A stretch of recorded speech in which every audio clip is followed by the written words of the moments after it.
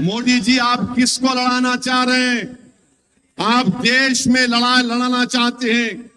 आप एक समुदाय को दूसरे समुदाय से भिड़ाना चाहते हैं। मोदी जी, ये मत करो। देश का ये अमन बहुत अहम चीज है। तुम सिर्फ चुनाव जीतने के लिए कितनी नफरत को आप पैदा करेंगे, कितनी नफरत आप घोल देंगे। क्या आपने नहीं कहा था मोदी जी कि कपड़े देखकर पहचानो? क्या आपने अपनी जबान से नहीं कहा था कि कब्रिस्तान और शमशान आपने नहीं कहा था? इस चुनाव में मोदी कहती है कि हम घुसपैठी हैं भारत के मुसलमान। हम कहां के घुसपैठी है मोदी जी? और यहां पर मिर्जापुर में आकर नरेंद्र मोदी मंगल पांडे का और उनके साथियों का जिक्र करते हैं। यकीनन हम बहुत इज्जत करते हैं मंगल पांडे की। हम कभी भी उनकी कुर्बानियों को नहीं भूलेंगे, ना उसको रायगा जाने देंगे। मगर मोदी जी, पूर्वांचल की सरजमीन पर आपकी जबान से डॉक्टर मुख्तार अंसारी का नाम क्यों नहीं निकलता? डॉक्टर मुख्तार अंसारी ने भी अंग्रेजों के खिलाफ लड़ाई लड़ी। तुम्हारी जबान से मुख्तार अंसारी का नाम इसलिए नहीं निकलता क्योंकि मुख्तार अंसारी का वो दादा था। मुख्तार अंसारी का नाम लेते मोदी जी तुम।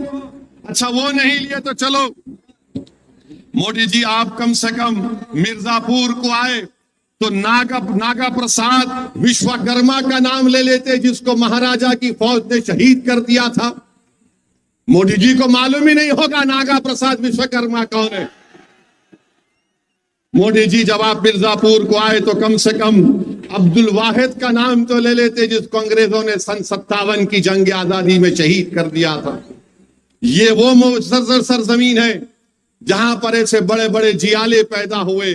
ये वो सरजमीन है जहां की गयूर माओ ने अपनी कोख से ऐसे बहादुरों को पैदा किया जिन्होंने अंग्रेजों से की गुलामी से इस देश को आजाद करवाया।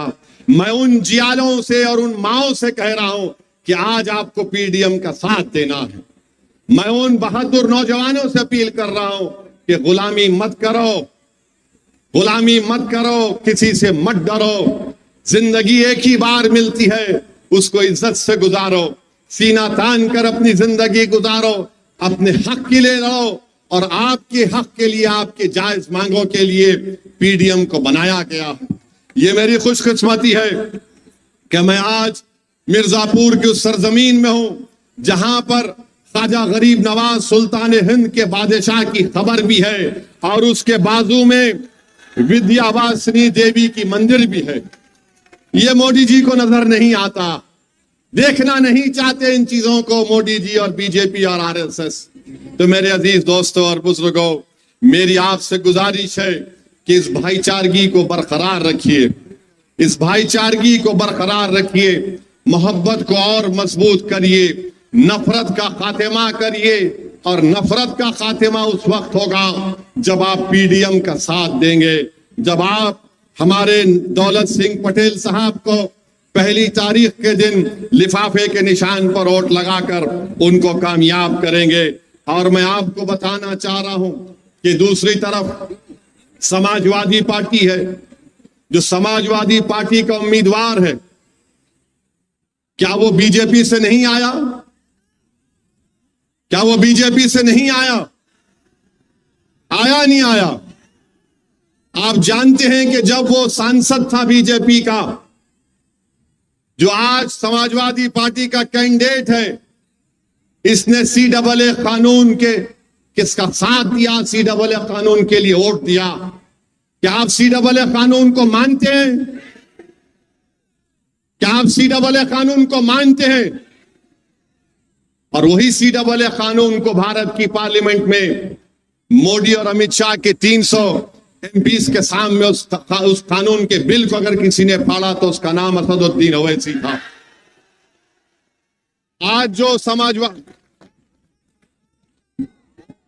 समाजवादी पार्टी का कैंडिडेट है, वो ट्रिपल तलाक के कानून में वोट दिया।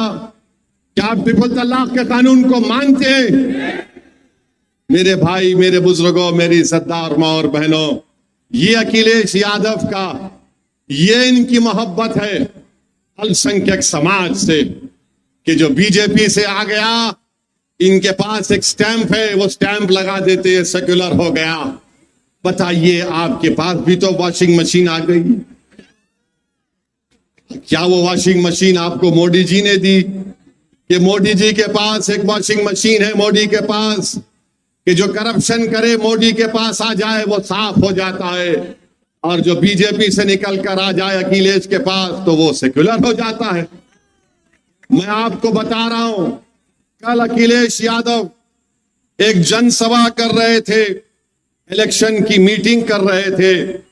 किस मुकाम पर कर रहे थे मैं आपको बता रहा हूं। अखिलेश यादव चंदौली में बायोटेक्नोलॉजी कॉलेज के मैदान में शाम के 4 बजे समाजवादी के एक उम्मीदवार के लिए अखिलेश यादव मीटिंग कर रहे थे।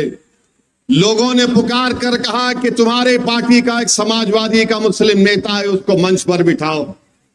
अखिलेश ने उसको बिठाना भी नहीं चाहा। उन्होंने कहा उसका नाम ले लो। अखिलेश ने नाम तक नहीं लिया।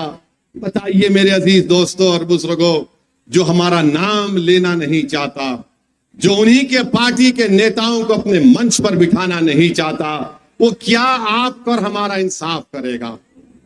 वो क्या करेगा आपके लिए? बताइए। कल तक आप बोलते थे कि हमारे पास विकल्प नहीं है, हम किसको वोट दें, मगर आज आपके पास एक ताकतवर मुतबादिल और विकल्प है जिसका नाम पीडीएम है। कल तक आप बोलते थे कि हमारे पास नेता नहीं है, अखिलेश यादव को छोड़कर आपके पास अखिलेश यादव से लाख दर्जे ताकतवर और काबिल और भरोसामंद नेता है, उसका नाम पल्लवी पटेल है, शौकत अली है आपके पास। आप बताइए, जो नाम लेने से कतराता है और क्या कहते हैं, ओवैसी वोट काटने आया, ये कहते हैं ना। हमको इससे कोई फर्क नहीं पड़ता। इन समाजवादी पार्टी वालों से पूछिए कि उन्होंने 62 लोकसभा के टिकट दिए हैं। कितने दिए? 62। कितने मुसलमानों को दिए हैं? सिर्फ 4। 62 टिकट दिए और सिर्फ 4 दिए, और बोलते हैं कि हम वोट काटने आए हैं। आप बताइए फिर ये क्या है? ये इंसाफ है? ये जानते हैं कि समुदाय को टिकट दो या मत दो, ये कहीं पर नहीं जाएगा, ये सिर्फ हमारा साथ देगा। अखिलेश यादव की पार्टी में लोग कहते हैं कि अल्पसंख्यक समाज मुसलमानों से कह दो कि तुम्हारा काम सिर्फ दरी बिछाना है, तुम्हारा काम नारे लगाना है कि भैया पर जवानी कुर्बान, तुम्हारा काम यह है कि अपनी जान दे देना। मैं तुमसे कह रहा हूं कि दरी तुम कल तक समाजवादियों के लिए बिछाते थे, आज अपने आने वाली नस्ल के लिए दरी बिछाओ। मैं तुमसे कह रहा हूं कि तुमने गैरों के लिए, अजनबियों के लिए, दुश्मनों के लिए अपनी जवानी को कुर्बान किया। मैं तुमसे कह रहा हूं कि तुम अपनी जिंदगी का थोड़ा वक्त पीडीएम को दे दो, हालात बदल जाएंगे। मैं तुमसे कह रहा हूं कि जान की कुर्बानी मत दो, हम अपनी जान को पेश कर देंगे, तुम्हारे घर की हिफाजत करते करते हम मर जाएंगे। मगर हम तुमसे सिर्फ यही कह रहे हैं कि 1 तारीख को आप सिर्फ वोट दीजिए, वोट दीजिए लिफाफे के निशान पर। और ये अलायंस रहेगा सिर्फ पार्लियामेंट के चुनाव तक नहीं, बल्कि आने वाले जिला परिषद के चुनाव होंगे, असेंबली के चुनाव होंगे, ये इंशाअल्लाह ताला पीडीएम रहेगा। अखिलेश यादव के साथ कांग्रेस है। कांग्रेस ने पूरे देश में 328 लोगों को टिकट दिया। कितने मुसलमानों को दिया? सिर्फ 19। सिर्फ 19 मुसलमानों को टिकट देती है कांग्रेस। बताओ मेरे अजीज दोस्तों और बुजुर्गों। और बीजेपी मोदी 441 टिकट देते हैं। कितने मुसलमान को देते हैं? 1 को देते हैं। इससे क्या पता चलता है मालूम आपको? मुझे बोलने दीजिए, आप नाराज मत होइए मेरी इस बात पर, मैं जो कहने वाला हूं। अगर आपको तकलीफ होती है, अगर आपको तकलीफ होती है तो समझना कि एक दीवाना अपनी बकवास करके चला गया, मगर ये इसकी जिम्मेदारी आप पर आती है, क्योंकि आपने सिर्फ वोट डालने का काम किया, आपने वोट लेने का काम नहीं किया। जिस दिन आप वोट लेने का काम करेंगे, अखिलेश यादव आपके घर की चौखट पर आकर सजदा करेगा आपके सामने। जिस दिन आप वोट लेने का काम करेंगे, राहुल गांधी दौड़कर खड़ा करके बोलेगा, ए भैया सेल्फी ले ले दाढ़ी वाले के साथ।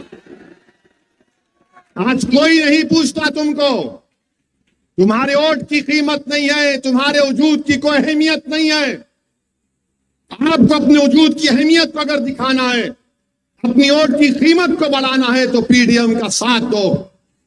ये समाजवादी और कांग्रेस के लोग बोलेंगे कि 1 तारीख को अगर आप दौलत सिंह पटेल को लिफाफे के निशान पर वोट देंगे